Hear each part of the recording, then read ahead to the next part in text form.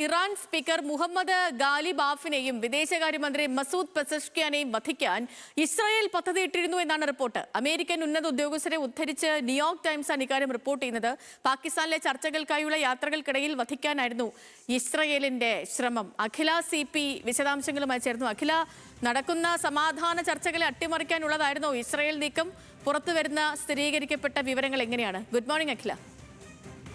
Good morning Sethu. അതെ, സൂചിപ്പിച്ചതുപോലെ വളരെ ഗുരുതരമായിട്ടുള്ളൊരു കണ്ടെത്തലാണ് ഇപ്പോൾ ന്യൂയോർക്ക് ടൈംസ് നടത്തിയിരിക്കുന്നത്. അമേരിക്കൻ ഉദ്യോഗസ്ഥരെ ഉദ്ധരിച്ചുകൊണ്ടാണ് ന്യൂയോർക്ക് ടൈംസ് ഇത്തരത്തിലുള്ള ഒരു കാര്യം റിപ്പോർട്ട് ചെയ്തത്. നമുക്കറിയാം, പലതവണ സമാധാന ചർച്ചകൾ അമേരിക്കയുടെയും ഇറാന്റെയും ഭാഗത്തു നിന്നുണ്ടായിരുന്നു. പാകിസ്ഥാനായിരുന്നു അതിന് മധ്യസ്ഥത വഹിച്ചത്.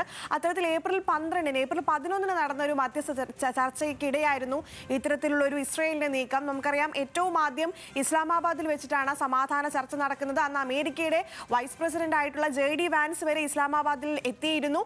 ഇറാന്റെ ഭാഗത്തു നിന്ന് ഖാലിബാഫും വിദേശകാര്യമന്ത്രിയായിട്ടുള്ള അപ്പാസ് അരഗച്ചിയും എത്തിയിരുന്നു. അതിനിടയിൽ ഇത്തരത്തിലുള്ള ഉന്നത നേതാക്കളെ, ഉന്നത അധികാരികളെ വധിക്കാൻ ഇസ്രായേൽ ശ്രമം നടത്തിയിരുന്നു എന്നുള്ളൊരു വെളിപ്പെടുത്തലാണ് ഇപ്പോൾ അമേരിക്കൻ ഉദ്യോഗസ്ഥർ നടത്തുന്നത്. മാത്രമല്ല, അക്കാര്യത്തിൽ അതിലൊരു ഭയം അമേരിക്കയ്ക്കും ഉണ്ടായിരുന്നു എന്നുള്ളതാണ്. അതായത് ഏപ്രിൽ 11 സമാധാന ചർച്ച നടക്കുന്നു. ഏപ്രിൽ 12 ഈ രണ്ട് ഉന്നത നേതാക്കളും ഇറാനിലേക്ക് പോകുന്നു. ആ പോകുന്ന വഴി ഒരു ആക്രമണം നടത്താനാണ് ഇസ്രായേൽ പദ്ധതിയിട്ടിരുന്നത്. ഇറാന്റെ വ്യോമമാർഗമായിരുന്നു ഇരു നേതാക്കളുടെയും യാത്ര. ആ സമയത്ത് ഇറാന്റെ വ്യോമാതിർത്തിയിലേക്ക് ഇസ്രായേൽ പ്രവേശിച്ചിരുന്നു എന്നുള്ളത് ഇറാൻ സുരക്ഷാ സേന കണ്ടെത്തുന്നു.